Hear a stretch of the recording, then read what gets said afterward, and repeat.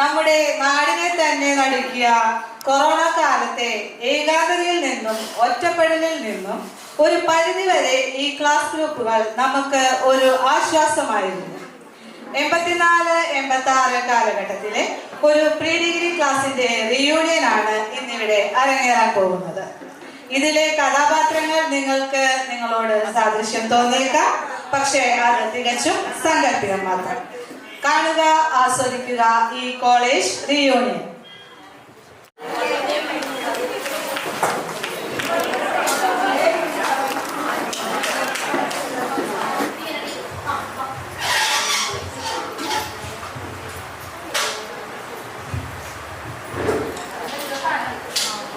ആരെയും കാണുന്നില്ലല്ലോ.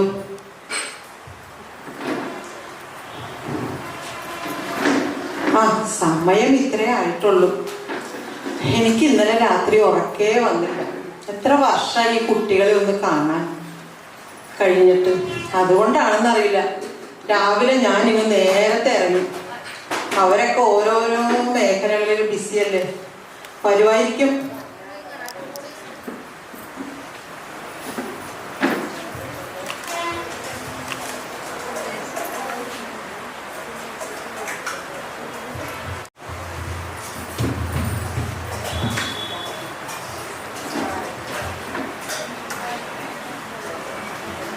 ഇതാരായി പറയുന്നത്? മാഷിന് എന്നെ മനസ്സിലായില്ലേ?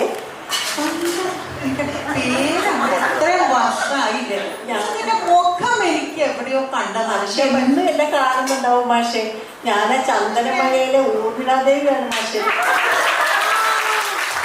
അപ്പൊ വേറെല്ല, ഞാൻ ടിവിയിലാണ്. ഞാൻ വല്ലപ്പോഴൊക്കെ ടിവി നോക്കാറുള്ളൂ. ഈ മുഖം കണ്ടപ്പോ തോന്നി. ഒത്തിരി പേര് 7 മണിയാകുമ്പോഴേക്ക് ടിവിയുടെ മുമ്പിൽ എന്റെ സീരിയൽ കാണാൻ വന്നിരിക്കാറുണ്ട്. എല്ലാവർക്കും ഇനി അറിയാം, ഞാൻ ഭയങ്കര തിരക്കാണ്. ഇന്ന് ഷൂട്ടിങ്ങാണ് മാഷെ. ഞാൻ ഇന്നത്തെ ദിവസം എല്ലാവർക്കും ഇന്ന് ഫ്രീ ആക്കി മാഷിനെ കാണാൻ വന്നതാണ് മാഷെ. Very good. നീ എങ്ങനെ സീരിയലിലൊക്കെ വന്ന് കേട്ട്? അത് എന്റെ കെട്ടിയോനും സീരിയൽ രംഗത്ത് തന്നെയാണ് മാഷെ. പുള്ളിക്കാണെങ്കിൽ കാശിനൊക്കെ ഒത്തിരി ആവശ്യമുണ്ട്. ഞാൻ വിചാരിച്ചു ഞാനും കൂടെ അറിഞ്ഞാൽ അത്രയും കൂടെ പൈസയൊക്കെ ആവുമല്ലോ. പിന്നെ നല്ല ചാൻസ് കിട്ടി, ഞാനും അങ്ങനെ ആയതാണ് മാഷെ. നിനക്ക് നല്ല തിരക്കായിരിക്കുമല്ലേ? എന്നെ തിരക്കാണ് മാഷെ, ഒട്ടും ഒഴിവില്ല. ഇന്ന് ഞാൻ മാഷിനെ കാണാൻ വേണ്ടി മാത്രം മാറ്റി വെച്ചത്. എല്ലാവരോടും പറഞ്ഞു തന്നെ ഫ്രീ ആക്കണം, ഇന്ന് ഞാൻ ഒത്തിരി വരികയെന്ന് പറഞ്ഞു. എന്തായാലും നമ്മളായിരിക്കുന്ന മേഖലയിൽ സത്യസന്ധമായിട്ട് ജോലി ചെയ്യും. ഞാൻ പണ്ട് നിങ്ങളോട് അതല്ലേ പറയാറുള്ളൂ. മാഷിന്റെ എവിഡൻസിന്റെ ഞങ്ങളെ എന്നും അതൊക്കെ തന്നെ ഉണ്ടാവും. അത്രയും കേട്ടാൽ മതി. അവിടെ ഇരിക്കുന്നു, അവിടെ ഇരിക്കും, അവിടെ ഇരിക്കും. എല്ലാവരും ഒക്കെ പരിപാലിക്കും, ബാക്കിയുള്ള എല്ലാവരും ഇപ്പൊ.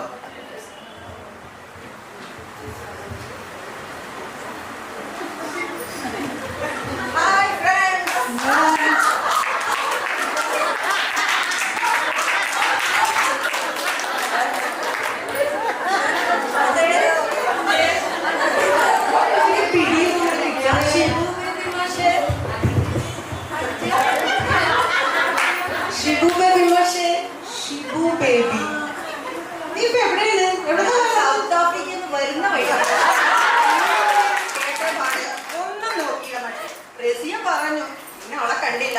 അവൾ 5ാമത്തെ ഭാര്യയായിട്ട് അവിടെ കഴിയുന്നു പറഞ്ഞു, വരുമെന്ന് വിചാരിക്കുന്നു. പിന്നെ എന്തൊക്കെയാണ് ഇതിന്റെ വിശേഷങ്ങള്?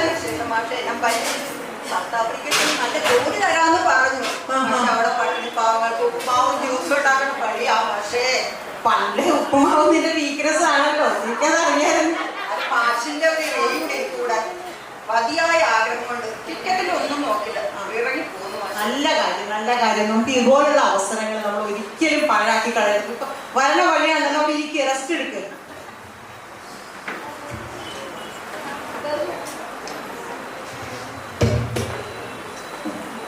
ഞാനിങ്ങനെ എല്ലാവരും വൈകുന്നത് എന്താന്ന് വിചാരിച്ച് ആകെ ആകുലപ്പെട്ടിരിക്കുകയായിരുന്നു. എന്തായാലും ഓരോരുത്തർ വരുന്നുണ്ട്. ഓർമ്മയില്ലേ ഞാൻ പാർവതി? പാറക്കുട്ടി, നീ ആ പഠിക്കുന്ന കുട്ടിയായിരുന്നില്ലേ ക്ലാസ്സിലെ നല്ലോണം? അതേ മാഷെ, എന്തൊരു എക്സൈറ്റ്മെന്റ് ആയിരുന്നു ഇന്നത്തെ ഒരു ദിവസം. എത്ര നാളായി മാഷിനെ കണ്ടിട്ട്. എന്തൊക്കെയുണ്ട് പിന്നെ വിശേഷങ്ങള്? നിനക്ക് കെമിസ്ട്രി ആയിരുന്നില്ലേ ഇഷ്ടം? കെമിസ്ട്രി ടീച്ചർ ആയിരിക്കുമല്ലേ നീ ഇപ്പൊ? അല്ല, കെമിസ്ട്രിയൊക്കെ തന്നെയായിരുന്നു ഇഷ്ടമുള്ള വിഷയം. പക്ഷെ ഇപ്പൊ ഞാൻ യോഗ ടീച്ചറാ. യോഗ ടീച്ചർ? വിശേഷങ്ങള്? യോഗ ചെയ്യാനൊക്കെ കുറച്ച് താല്പര്യം ഉണ്ടായിരുന്നല്ലോ. പിന്നെ എക്സസൈസ് ഒക്കെ എനിക്ക് ഏറ്റവും ഇഷ്ടമുള്ള കാര്യങ്ങളായിരുന്നല്ലോ മാഷെ. അപ്പൊ മാഷിനറിയില്ലേ, നമ്മുടെ കൊച്ചിയിലുള്ള ഒരു വീടൊക്കെ വെച്ച് കൊടുക്കുന്ന ഒരു ടീച്ചർ കിട്ടി. പേപ്പറിലൊക്കെ പുറത്തുപോകുന്ന ടീച്ചർ, നല്ല സുന്ദര ടീച്ചർ. ഞാൻ കേട്ടിട്ടുണ്ട്, ഞാൻ കണ്ടിട്ടുണ്ട് ഇടയ്ക്കൊക്കെ പേപ്പറിൽ. ആ ടീച്ചറാണ് എനിക്കൊരു യോഗ മാഷിന്റെ നമ്പർ തന്നത്. നമ്മുടെ യൂട്യൂബിലൊക്കെ ക്ലാസ് മാഷില്ലേ, yoga science Hindi. Okay okay okay, yoga science Hindi. ആ നമ്മുടെ സൈജു മാഷ്, സൈജു മാഷ്. ഞാൻ വല്ലപ്പോഴൊക്കെ നോക്കാറുള്ളൂ, പക്ഷെ ഈ പേര് ഞാൻ ശ്രദ്ധിച്ചിട്ടുണ്ട്. ആ മാഷിന്റെ ക്ലാസ്സിൽ ഞാൻ ചേർന്നു. എന്റെ പൊന്നു മാഷെ, ഒന്നും പറയണ്ട, എന്നും യോഗ. തിങ്കളാഴ്ച തുടങ്ങി ഞായറാഴ്ച വരെ യോഗ, പിന്നെ സ്പെഷ്യൽ ക്ലാസ്, പിന്നെ തിയറി ക്ലാസ്. യോഗ പഠിച്ച് ഒരു വിധമായി മാഷെ. അങ്ങനെ ഇരിക്കുമ്പോഴാണ് നമ്മുടെ കൊച്ചിയിലുള്ള ഫാഷൻ ഡിസൈനർ ഇല്ലേ, ആ സിനിമ നടി ഷീലിനെ പോലെ ഇരിക്കണം ശോഭ ചേച്ചി, ആ ചേച്ചിയാണ് യോഗയിലെ ടീച്ചറാകാമെന്ന് എന്നോട് ചോദിച്ചു. എന്നാൽ ശരിക്കുള്ള ജീവിതത്തിൽ ആ ഒരു ടീച്ചറായില്ല, യോഗയിലെങ്കിലും ഒരു ടീച്ചറാകാമെന്ന് വിചാരിച്ച് ഞാൻ യോഗയിൽ ചേർന്നു മാഷെ. യോഗ ടീച്ചറാകാൻ ചേർന്നു. പിന്നെ യോഗയൊക്കെ ചെയ്ത് കഴിയുമ്പോൾ ഹണി റോസിനൊക്കെ പോലെ ആയാലോ. നീ പണ്ടേ ചെറിയൊരു ഹണിറോസ് അല്ലേ? പിന്നെ ഒരു കാര്യം മാഷി പറയട്ടെ, യോഗ ഒട്ടും ഒരു ചെറിയ കാര്യമല്ല. ഒരു യോഗ ടീച്ചർ മറ്റേത് ഭാഷയും കണക്കും ശാസ്ത്രവും ഒക്കെ പഠിപ്പിക്കുന്ന ടീച്ചറിനെ പോലെ, അല്ലെങ്കിൽ ഒരു പടി മുകളിലാണ് ഒരു യോഗ ടീച്ചർ. മറ്റുള്ളവര് ആ വിഷയങ്ങളാണ് പഠിപ്പിക്കുന്നത്, ഒരു യോഗ ടീച്ചർ ജീവിതമാണ് പഠിപ്പിക്കുന്നത്. എങ്ങനെ മനുഷ്യനാകാമെന്നാണ് പഠിപ്പിക്കുന്നത്. ശരിക്കും മാഷെ, ഞാനിപ്പോ എല്ലാവരെയും അവരവരുടെ ജീവിതം നന്നായിട്ട് ആസ്വദിക്കാൻ പഠിപ്പിച്ചുകൊണ്ടിരിക്കും. അതുകൊണ്ട് അതിൽ വിഷമിക്കൊന്നും വേണ്ട. ഏറ്റവും നല്ല രീതിയിൽ ഒരു യോഗ ടീച്ചറായി തന്നെ പെർഫോം ചെയ്യാം കേട്ടോ. താങ്ക് യു മാഷെ.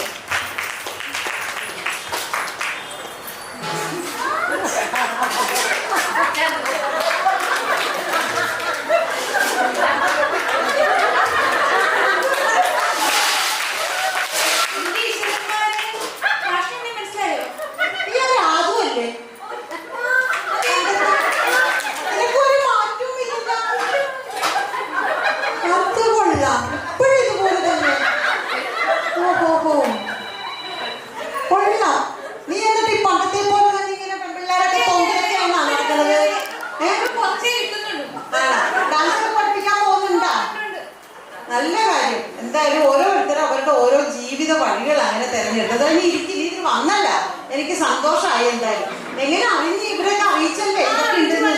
എവിടെ ഇപ്പൊ എല്ലാ സുഖമാണ് ജീവിതമൊക്കെ. അപ്പൊ അങ്ങനെ ഡാൻസും പാട്ടൊക്കെ ആയിട്ട് പോണല്ലേ. അവിടെ ഇരിക്കും, ഇവിടെ ഇരിക്കട്ടാ.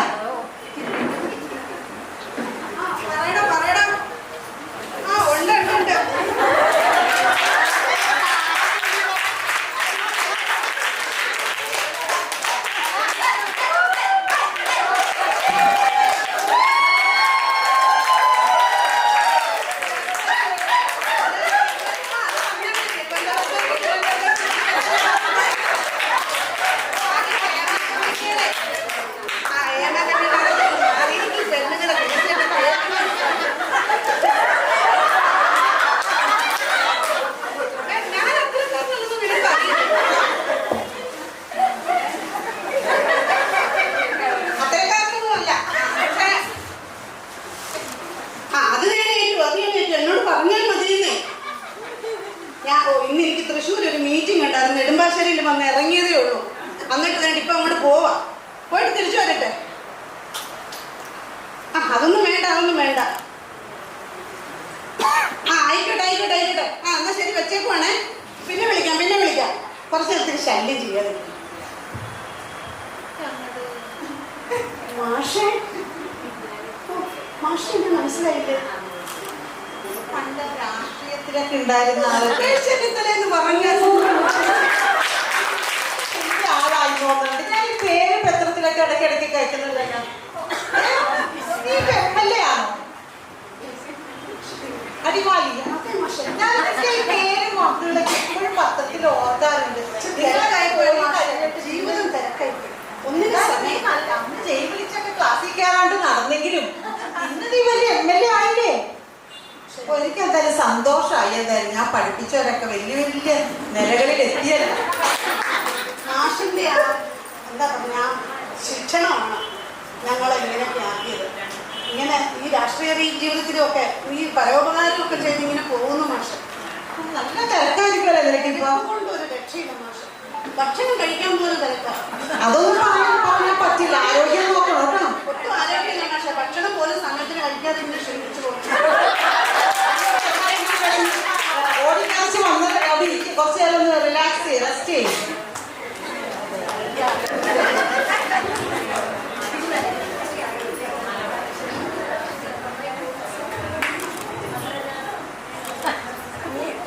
കൊറേ വർഷമായില്ലേ മാഷിനാണ് ഈ പ്രായവും പേരങ്ങട്.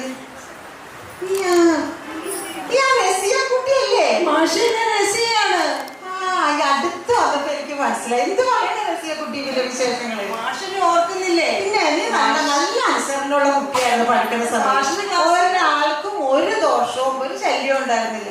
മാഷിന്റെ ക്ലാസ്സിൽ ഞാൻ നന്നായിട്ട് പഠിച്ചിട്ടിരിക്കുന്ന മാഷിന്റെ വീട്ടിലെ ഗതികേടുണ്ട്. മാഷില്ല എന്നെ പഠിപ്പിക്കാൻ പൈസയൊക്കെ അതൊക്കെ പഴയ കാര്യങ്ങൾ. 10ാം ക്ലാസ് മാഷെ ഞാൻ നന്നായിട്ട് പഠിച്ചു പാസ്സായി.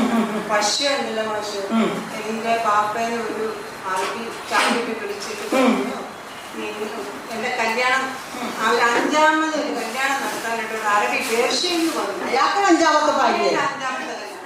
എന്റെ സൗന്ദര്യം കണ്ടപ്പോ അങ്ങനെ തന്നെ കല്യാണം കഴിച്ചേ പറ്റും. ഈ പണ്ടേ ഒരു സുന്ദരിക്കോതെ ആയിരുന്നല്ല. പക്ഷേ അല്ലാഹുവിന്റെ അനുഗ്രഹം കൊണ്ട് ഒരു കുഴപ്പമില്ല. എന്നെ പൊന്നു പോലെ കൊണ്ടുനടക്കണം മാഷ്. ആ മാഷ് ഇപ്പൊ എന്നെ ഉണ്ടെങ്കിൽ മാഷിനെ കാണാൻ വേണ്ടി ടിക്കറ്റ് എടുത്ത് എന്റെ കൂടെ വന്ന് പ്ലെയിനെ കയറ്റി എന്നെ വിട്ടു മാഷ്. ഹാപ്പിയാണ്, സന്തോഷവതിയാണ്. ഇതിനു വേണ്ടി മാത്രമാണ് നാട്ടിലേക്ക് വന്നത്. തന്നെ വന്നു മാഷ്. മാഷിന് തരാൻ വേണ്ടി ഒരു സാധനം തന്നിട്ടുണ്ട്. ആണോ? ഇപ്പൊ കൊള്ളാലോ നിന്റെ അറബി.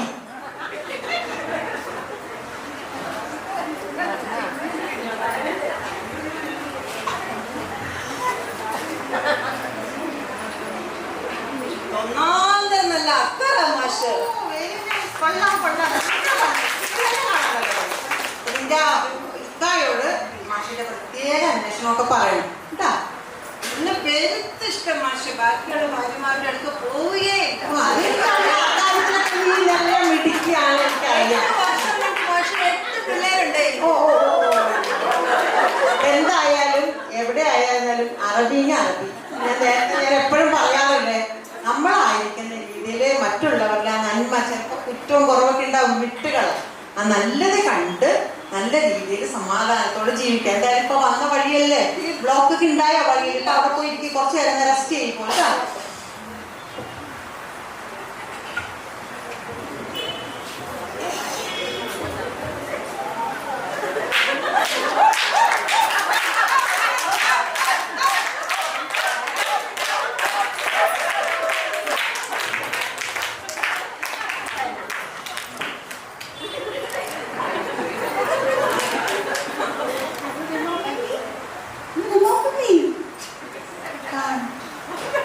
എനിക്ക് അത്ര അങ്ങോട്ട് ഓർമ്മ വരണേ.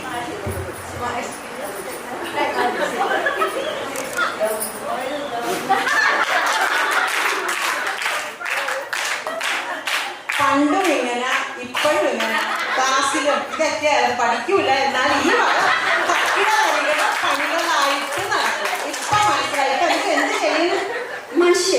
ഞാൻ സൊസൈറ്റിയിലെ അസോസിയേഷന്റെ പ്രസിഡന്റാണ്. ഇവിടുത്തെ കഴിഞ്ഞിട്ട് വേണം മീറ്റിംഗ് ഉണ്ട്. ജനറൽ ബോഡിയാണിന്ന്. ഏത് സ്ഥലത്താണ് താമസിക്കുന്നത്? പനപ്പള്ളി നഗർ അസോസിയേഷനിലെ പ്രസിഡന്റാണ് ഞാൻ. അപ്പൊ ഇവിടുത്തെ കഴിഞ്ഞിട്ട് വേണം അവിടുത്തെ ജനറൽ ബോഡി എനിക്ക് അറ്റൻഡ് ചെയ്യാനായിട്ട്. മാഷെ സുഖമല്ലേ മാഷെ? സുഖം സുഖം അങ്ങനെയൊക്കെ പോണം. എന്നാലും 2-3 ദിവസമായിട്ട് എനിക്ക് ഉറപ്പില്ല നിങ്ങളെയൊക്കെ കാണാൻ, നിങ്ങളൊക്കെ ഏത് അവസ്ഥയിലായിരിക്കും അറിയാനുള്ള ആ ഒരു ആകാംക്ഷയിൽ നിന്ന് ഞാനാണ് ഏറ്റവും ഞാൻ അതിരാവിലെ എടുത്തു. മാഷിന് എന്റെ പേര് ഓർമ്മയുണ്ടോ? ആദ്യ ഭക്ഷണം പറഞ്ഞു കുസു. കുസു കുസു കുസു കുസു കുസു. ഇപ്പൊ എനിക്ക് ഓർമ്മ തങ്കുവിന്റെ തങ്കു തങ്കു തങ്കുവിന്റെ പോലെ. ആ തങ്കുവിന് സുഖമാണോ? നീ അയാൾക്ക് പരുവത്തിലാക്കിയിട്ടുണ്ട്. ഷിപ്പിലാണ്. ഞാനിവിടെ ആളുകളെയൊക്കെ ഇങ്ങനെ നോക്കി സന്തോഷിച്ച് വല്ലപ്പോഴും നാട്ടിലെത്തുമ്പോ കുടുംബം വരും. He's so busy. എന്താ ജോലി അറിയാമോ? സാഹിബിന്റെ പെറ്റ്സിനെ നോക്കുന്നതാ ജോലി. സാഹിബിന് ജോലി എന്താണെന്നൊന്നും നോക്കുന്നതാ ജോലി. പൈസ വരെ കഴിച്ചല്ലേ. ധാരാളം. അപ്പൊ അങ്ങനെ അന്നും ഇന്നും ഒരുപോലെ ലൈഫൊക്കെ അങ്ങനെ അടിച്ചു പൊളിച്ച് നടക്കും. ഇടുക്കി അവിടെ ഇരിക്കും ഇരിക്കട്ടെ. എല്ലാവരും കണ്ടിട്ട് നമുക്ക് പരസ്പരമൊക്കെ എല്ലാവരുടെ വിശേഷങ്ങളൊക്കെ പറയാം.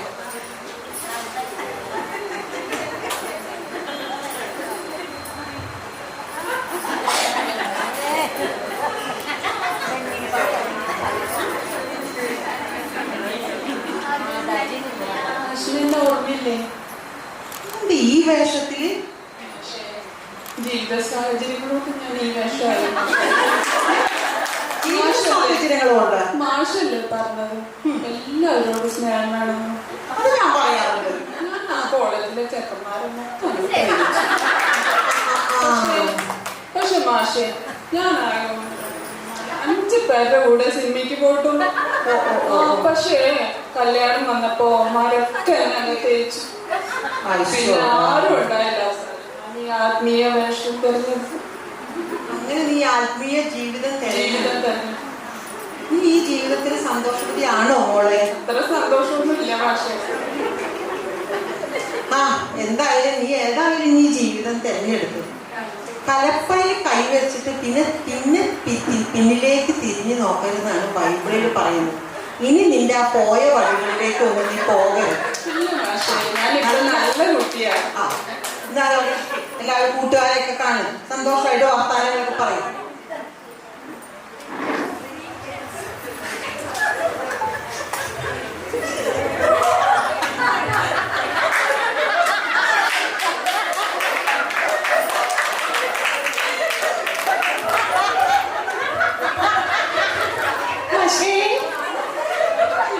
നീ ഇങ്ങനെ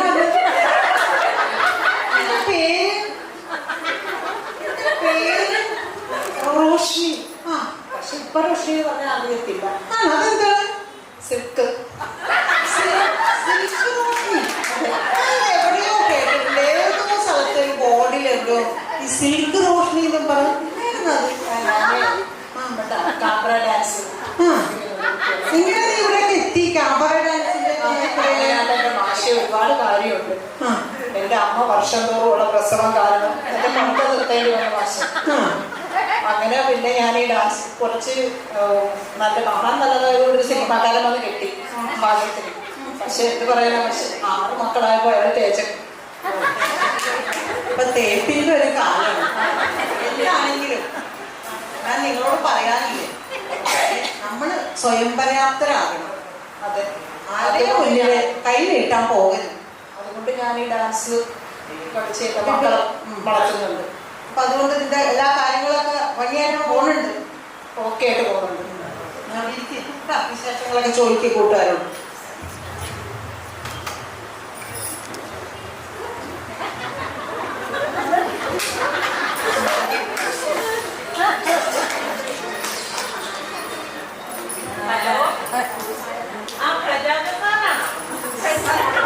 പ്രജാത സാറാ? എന്തേ സാറെ വിളിച്ചേ? മോന് കല്യാണം ആലോചിക്കണമെന്നോ? അവൻ ചെറിയ കൊച്ചല്ലേ സാറേ. നേരത്തെ ആലോചിക്കാനാ? അവന് കുഴപ്പമില്ല, നമുക്ക് ആലോചിക്കാം. എന്നാ ഡിമാൻഡ് എന്താണ് അത് പറഞ്ഞാൽ മതി. സുന്ദരി, കുടുംബം, എഞ്ചിനീയർ അല്ലേ ഡോക്ടർ, അത് പോവാ, എല്ലാം ഞാൻ ഏറ്റു. എന്റെ കാര്യം മാത്രം വിട്ടുപോകരുത്. നിങ്ങളൊക്കെ അറിയായിരിക്കും, നമ്മുടെ ജൂനിയറായിട്ട് പഠിച്ച പ്രജാത സാറ് എന്റെ ജൂനിയർ. പക്ഷെ ഞാൻ തോറ്റുപോയിട്ട് അവിടെ കിടന്നു. സാറെന്നെ പഠിച്ച് കയറി ഇലക്ട്രിസിറ്റി ഓഫീസിലെ എഞ്ചിനീയറായി. പിന്നെ നമ്മളെന്ത് ചെയ്യാൻ പറ്റും? സാറേന്ന് വിളിക്കണ്ടേ? ഓക്കെ കേട്ടോ സാറേ. ശരി. ഇന്ന് തൊട്ട് ഞാൻ ഇപ്പൊ ഇവിടെ ഒരു റീയൂണിയൻ വന്നിപ്പോ അത് കഴിഞ്ഞാൽ ഞാൻ പിന്നെ ഇറങ്ങായിട്ടാ ഉറപ്പ്. ഓക്കെ സാറേ, സോറി മാഷേ. അതെ, വലിയ തിരക്കാണോട് നിനക്ക്? അതല്ലേ ദിവാകരൻ? മനസ്സിലായില്ലേ? ഞാൻ വെച്ച മാഷിനെ എന്നെ കണ്ട മനസ്സിലായില്ല. ക്ലാസ്സിൽ ഒന്നാം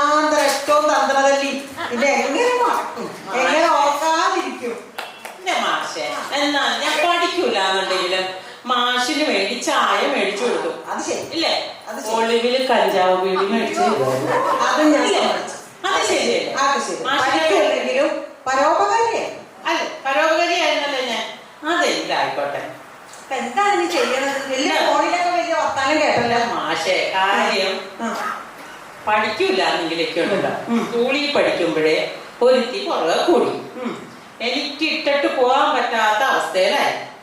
20 വയസ്സായപ്പോഴത്തേക്കും അവളുടെ അപ്പം പിടിച്ച് എന്റെ തലയിൽ ഏൽപ്പിച്ചു. ഞാൻ പെട്ടോ? ആയി. 21 വയസ്സായപ്പോഴത്തേക്കും 2 കൊച്ചുങ്ങളുമായി. വീണ്ടും പെട്ടോ? എന്ത് ചെയ്യും? കുടുംബം നടത്തണ്ടേ? മറ്റേ കൽപ്പണിക്ക് പോയി, വിളമ്പാൻ പോയി, പല പല പല പണികൾ ചെയ്തു. വിജയിക്കണില്ല. അവസാനം ഉണ്ട് എന്റെ കെട്ടിയോട് എന്നെ പറഞ്ഞു, നിങ്ങൾ ഒരു 3-ാം പണിക്ക് പോകാൻ പറഞ്ഞു. എന്റെ തലവര കുറ്റം പറയുന്നതിൽ ഇപ്പൊ എനിക്ക് എത്ര കാറുണ്ടെന്ന് അറിയാമോ പക്ഷെ. പിന്നെ ഞാനങ്ങ് വിജയിച്ചു പോയി. കല്യാണ ബ്രോക്കറാണ് അല്ലേ? ചുരുക്കത്തിൽ പറഞ്ഞു ഞാൻ അങ്ങനെ പറയാം. നടത്തിയത് വലിയ വലിയ കല്യാണങ്ങളാ. ചില്ലറയൊന്നും നമ്മള് മാഷ മൊബൈൽ ഉപയോഗിക്കാറുണ്ടോ? ഇടയ്ക്കൊക്കെ ഉപയോഗിക്കും. ഫേസ്ബുക്ക് എന്ന് പറഞ്ഞു. ഇടയ്ക്ക് നോക്കാറുണ്ട്. ചാലക്കുടിക്കാരൻ ഒരു മാഷുണ്ട്. ഇങ്ങനെ ഇരിക്കും മാഷ്, എപ്പോഴും അത് ചിരിച്ച് ഇങ്ങനെ ഇരിക്കും. മാഷിന് കല്യാണപ്രായം എപ്പോഴും നായർ മാട്രിമോണിയിലിട്ടു, ക്രിസ്ത്യൻ മാട്രിമോണിയിലിട്ടു. എന്റെ അമ്മേ, മാഷിന്റെ അച്ഛൻ അങ്ങ് വിഷമിച്ചു. അവസാനം ക്രിസ്ത്യൻ മാട്രിമോണിയിൽ കയറിയിട്ട് ഒരു ക്രിസ്ത്യാനി പെൺകൊച്ചെങ്കിലും വരട്ടെ നേടി. ആരെങ്കിലും വരുമോ? ആരെങ്കിലും വരുമോ വെച്ചാൽ ഭയങ്കര ഡിമാൻഡല്ലേ. മാഷ് ഭയങ്കര ഡിമാൻഡായിരിക്കണോ? മാഷിന്റെ അച്ഛൻ എന്നോട് പറഞ്ഞു, എന്റെ പൊന്ന് ദിവാകര, ഒരു പെണ്ണിനെ കണ്ടുപിടിക്കണം. എന്റെ മോന് കൊച്ചു കൊച്ചു കൊച്ചു കൊച്ചു ഡിമാൻഡുകളുണ്ട്. മാഷിന് പെണ്ണ് അതിസുന്ദരിയായിരിക്കണം, പാട്ടുകാരി ആയിരിക്കണം, പിന്നെയോ കുക്ക് ചെയ്യണം. അത് സമയത്ത് 8 മണിന് ക്ലോക്കിൽ അടിച്ച് അപ്പം മേശപ്പുറത്ത് ഇങ്ങനെ ഇങ്ങനെ ഇങ്ങനെ ഇങ്ങനെ ഇങ്ങനെ വിളക്ക് വെച്ച് കൊടുക്കണം.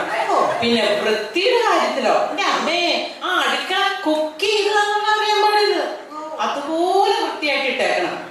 പിന്നെ ഇങ്ങനെ ഒരു വര വരച്ചു കഴിഞ്ഞാലോ അതിനകത്ത് നിന്നുള്ള പെൺകൊച്ച് കിട്ടുമോ? അത് പാടാണ്. എന്നാ കേക്ക് മാഷ്, എന്റെ പെങ്ങളെ ഒരാളെ ആനയൊക്കെ ഇറങ്ങണ കോതകുളത്തിന്റെ അടുത്ത് കോട്ടപ്പടിയില് കെട്ടിച്ചിട്ടുണ്ട്. എന്റെ പൊന്നെ, എന്റെ പെങ്ങള് പറഞ്ഞു, എന്റെ ചേച്ചി ചേട്ടാ ദേ ഒരു സുന്ദരി പെങ്കൊച്ച് അവിടെ ഉണ്ട്.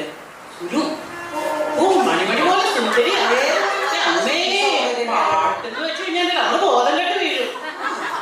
ഞാൻ പറഞ്ഞു നമുക്ക് പോയി കാണാം, എന്തെങ്കിലും ആട്ടെ. ആ പെങ്കൊച്ചിന് ഇങ്ങനെയുള്ള ഒരു സുന്ദര ചക്കര വേണമെന്ന് വലിയ ആഗ്രഹം. ഞാൻ പറഞ്ഞു നമുക്ക് പോയി കാണാം. ദേ ആ ഞായറാഴ്ച പെണ്ണ് കാണാൻ പോയി. കുറ്റം പറയുന്നല്ലോ, പിറ്റത്തെ ഞായറാഴ്ച ഉണ്ടല്ലോ കല്യാണം നടന്നു. ഇപ്പൊ മണി പോലെ കൊച്ചിനെ കൊണ്ടു കിടക്കുന്നത്. ആരും കുഴപ്പമൊന്നുമില്ല, അല്ലാണ്ട് വേറെ ദോഷമൊന്നുമില്ല. ആ ചേട്ടനെ കുട്ടിരിക്കും, ആ ചേട്ടനെ കുട്ടിക്ക് ഇരിക്കണം, സുന്ദരനാണ്. മസില് ജിമ്മിനാണെങ്കില്ല യോഗ ചെയ്തിട്ട് പോരാ, മസില് പോരാന്നല്ല. ആ പെൺകൊച്ചിന് തൊഴിൽ കൊടുക്കല്ലോ. നേരം മുൻപേക്കും ഉണ്ടല്ലോ ഒരു 16 മുട്ട ഒഴുകി വെക്കണം, അതിന്റെ വെള്ളം തിരിച്ചു വെക്കണം, മഞ്ഞപ്പൊടി തിന്നു കഴിഞ്ഞാൽ കൊളസ്ട്രോൾ കൂടും. എന്തൊക്കെ കാര്യങ്ങളും ചെയ്തു കൊടുക്കുമോ? സന്തോഷം. അടുത്തത് ഒന്നും കേൾക്കണം. എന്റെ പോലെ കനകമലയിൽ ഒരെണ്ണമുണ്ട്, 6 അടി പൊക്കം. പൊന്നെ ചിരിക്കാനുള്ള ഭാഗം ഞാനുണ്ടല്ലോ ക്ലിപ്പിടണം വായിക്കാത്ത. കല്യാണം ആലോചിച്ചാൽ നടക്കോ? അതിന്റെ അച്ഛൻ വന്നു, എന്റെ പൊന്നിന്റെ ഭാഗര, എന്റെ മോക്ക് ഒരു ചെക്കൻ എവിടെന്നെങ്കിലും വേറെ എന്തുകൊണ്ടും ഇല്ലെങ്കിലും വേണ്ടില്ല, ചെക്കൻ അയച്ചാൽ മതി. പക്ഷെ ഞാൻ പിന്നെ ഇങ്ങനെ ഒപ്പിക്കും, പൊക്കം മാത്രം വേണം, ഏതേരവും ചിരിച്ചോണ്ടിരിക്കും. കാലം വേണ്ടി മാഷേ. ശരിയാണോ ഞാൻ പറയണേ? മാഷിന് തോന്നുന്നുണ്ടോ ഇതൊക്കെ? അങ്ങനെ ഞാൻ പറഞ്ഞു, എങ്ങനെ ഞാൻ ആലോചിക്കും. പക്ഷെ ഒരു കാരണമുണ്ട്, ഈ ഗവൺമെന്റ് ജോലി കിട്ടാനായിട്ടുള്ള PSC പരീക്ഷയില്ലേ, എന്നോട് പറഞ്ഞു ദിവാകരൻ വിഷമിക്കൊന്നും വേണ്ട, ഏതെങ്കിലും കാലത്തേക്കായിട്ടുള്ള യോഗം ഉണ്ടെങ്കിൽ ഒരു ജോലി കിട്ടിക്കോളൂ. ഞാൻ ആദ്യമേ കയറി പിടിച്ചു, ഒരു സുന്ദര ചക്കൻ. ഞാൻ എന്നോട് നിനക്ക് ഗവൺമെന്റ് ജോലി ഉള്ള ഒരു പെണ്ണിനെ എപ്പോഴെങ്കിലും ജീവിതത്തിൽ കിട്ടിക്കോളൂ, ഇതിനെ കെട്ടിക്കഴിഞ്ഞു. ഞാൻ തോന്നി കെട്ടിയില്ലേ 3-4 മക്കളായിട്ടേക്കും പെണ്ണിന് ജോലിയും കിട്ടി. അവൻ അങ്ങനെ ദുബായിക്കും പോയി. കാര്യം രക്ഷപ്പെട്ടോ മാഷെ? പിന്നെ അതുകൊണ്ടല്ലേ ഞാൻ ഇങ്ങനെ ജീവിച്ചു പോണത്.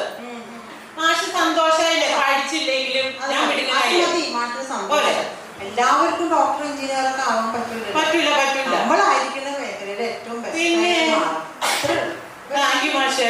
വിശേഷങ്ങളൊക്കെ പറയും. റസിയാണോ? ഇതാരാണ് മസിലൊക്കെ വെച്ചിരിക്കുന്നത്? യോഗക്കാരിയാ?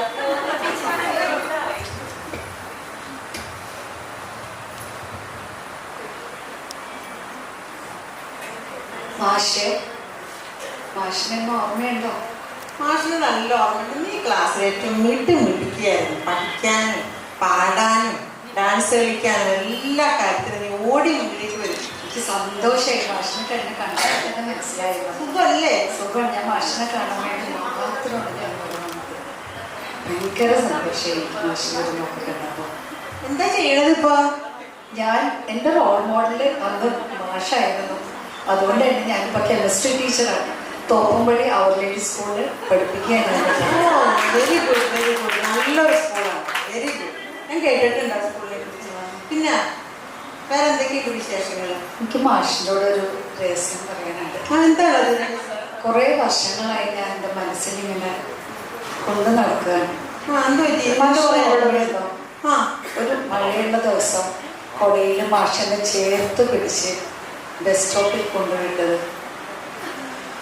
അന്ന് എനിക്ക് മാഷിനോട് പ്രണയമാണോ എന്താണെന്ന് അറിയില്ല, എൻ്റെ മനസ്സിൽ ഭയങ്കര ഇഷ്ടം വന്നു. എന്തൊക്കെയാണ് ഈ കുട്ടി പറയുന്നത്? അന്ന് മുതൽ പിന്നെ എനിക്ക് മാഷിനെ കാണുമ്പോൾ എൻ്റെ അടിവയറ്റിൽ നിന്നൊരു കാളൽ ഇങ്ങനെ വരുമായിരുന്നു. പിന്നീടാണത് എനിക്കത് പറയാനുള്ള ധൈര്യം മാഷിനോട് ഉണ്ടായിരുന്നില്ല. ധൈര്യം വന്നപ്പോഴാണെങ്കിലും മാഷിനെ കണ്ടെത്താൻ കഴിഞ്ഞു. മാഷിനെ ഞാൻ ഒരുപാട് അന്വേഷിച്ചു. ട്രാൻസ്ഫർ ആയി പോയി എന്നല്ലാതെ മാഷിനെ പിന്നെ എവിടെയാണെന്ന് എനിക്ക് കണ്ടുമുട്ടാൻ പറ്റിയില്ല. അപ്പം എന്തെങ്കിലും കാണുമ്പോൾ ഇത് തുറന്നു പറയണം, എൻ്റെ മനസ്സിൻ്റെ മിന്നൽ മാഷിനെ അറിയിക്കണം എന്ന് ഞാൻ വിചാരിച്ചു. എന്താ ചെയ്യണത്? എന്നിട്ട് ഞാൻ ടീച്ചറാണെന്ന് പറഞ്ഞല്ലോ. ഞാൻ അവിടെ തൊപ്പല്ലേ ഹാപ്പിയാണ് മാഷ്. കേട്ടാ മതി മാഷിന്. പിന്നെ എന്തൊക്കെയുണ്ട് വേറെ വിശേഷങ്ങൾ? വേറെ വിശേഷങ്ങൾ ഞാൻ ഒറ്റയ്ക്കാണ് കുട്ടികളൊക്കെ എവിടെയാണ്? ഇല്ല മാഷെ, കൊടയിൽ എന്നെ ചേർത്ത് പിടിക്കാനും എനിക്ക് ചേർന്ന് നിൽക്കാനും മാഷിനോളം ഇഷ്ടമുള്ള ഒരാൾ എൻ്റെ ജീവിതത്തിൽ കൊണ്ടുവരാൻ പറ്റിയില്ല. അതുകൊണ്ട് ഞാൻ എന്നും ഒറ്റയ്ക്ക്. എന്താ കുട്ടി പറയണത്? നീ അപ്പൊ കല്യാണം ഒന്നും കഴിച്ചിട്ടില്ലേ? ഇല്ല മാഷെ, കഴിച്ചില്ല. അപ്പൊ ജീവിതത്തിൽ മുഴുവൻ നീ ഒറ്റയ്ക്കാണോ? അതെ മാഷെ. എന്തൊക്കെയാ ഞാനിപ്പോ ഈ കേൾക്കണത്? നിങ്ങള് കൂട്ടുകാരുടെ വിശേഷങ്ങളൊക്കെ പറഞ്ഞാ സംസാരിച്ചാ നിങ്ങള് കൂട്ടുകാരായിട്ട്? പിന്നെ എല്ലാ കൂട്ടുകാരെയും കണ്ടു മാഷെ, വളരെ സന്തോഷമായി. ഇവരെല്ലാരും ഞാൻ ഇച്ചിരി യോഗ പഠിപ്പിക്കണം. അതിനൊക്കെയുള്ള സമയം എങ്ങനെയാണ് ഉണ്ടാവോ? എന്നാലും ഒരു ദീർഘ ശ്വാസം എടുത്തു വിടുക. Exhale completely. Inhale. Exhale completely out. Relax. നീ പറയുന്നത് കേൾക്കാൻ നല്ല രസമുണ്ട് കേട്ടോ. ക്ലാസ്സും നല്ലതായിരിക്കും. അതേ മാഷെ, ഞാൻ എല്ലാവരെയും വളരെ നന്നായിട്ട് യോഗ പഠിപ്പിക്കുന്നുണ്ട്. പിന്നെ എൻ്റെ ഭർത്താവിൻ്റെ പേര് ശശി എന്നായിരുന്നു. ഞാൻ യോഗ പഠിച്ചു കഴിഞ്ഞപ്പോ ശശാങ്കൻ നാട്ടി ശശാങ്കാസനം. യോഗ പഠിച്ചു കഴിഞ്ഞപ്പോ പിന്നെ 2 കുട്ടികൾ എനിക്ക്, 2 പെൺകുട്ടികൾ. ഒരെണ്ണം പവന മുക്താസനം. യോഗ റിലേറ്റഡ് പേരുകളാണല്ലോ പെട്ടിരിക്കുന്നത്. ഒരെണ്ണം മാലാസനം. അങ്ങനെ വളരെ ഹാപ്പി ആയിട്ട് പോണ ഒരു യോഗ ഫാമിലി. അത് മതി. മാഷിന് അത്രയും കേട്ടാ മതി. മാഷിന്റെ ജീവിതം തന്നെ ധന്യമായി. എന്തായാലും നിങ്ങളൊക്കെ നിങ്ങളായിരിക്കണം മേഖലയിൽ നിങ്ങളുടെ കഴിവുകൾ തെളിയിച്ചുകൊണ്ടിരിക്കുകയാണ്.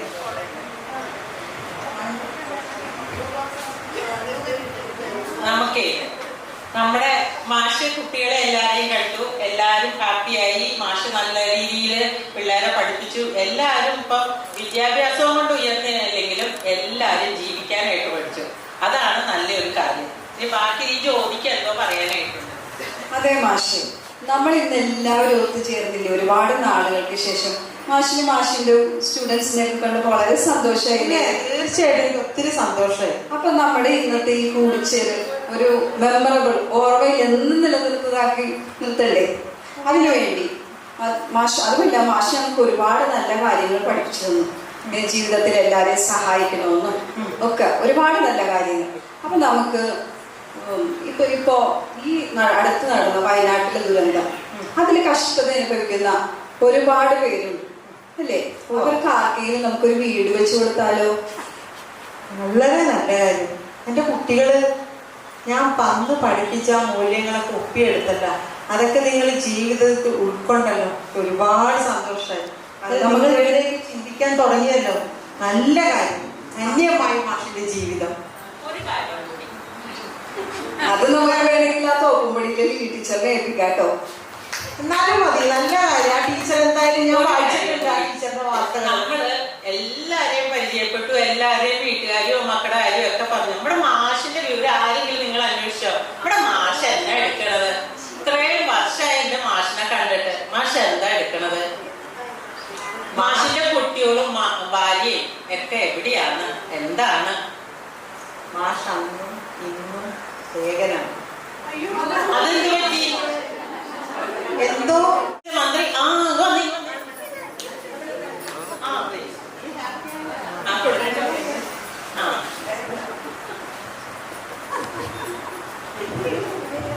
മാഷി ഹാപ്പി അല്ലേ? മാഷി ഹാപ്പി അല്ലേ? എന്റെ കുട്ടികളുടെ തീരുമാനത്തിന് ഇതുവരെ ഒരു പാളിച്ചയും കണ്ടതായിട്ട് നിങ്ങളുടെ സംസാരത്തിൽ എനിക്ക് തോന്നിയില്ല. ഒരു പക്ഷെ ഇതായിരിക്കും ദൈവ നിയോഗം. അതുകൊണ്ട് തന്നെ ഞാനതിന് കീഴടങ്ങുകയാണ്.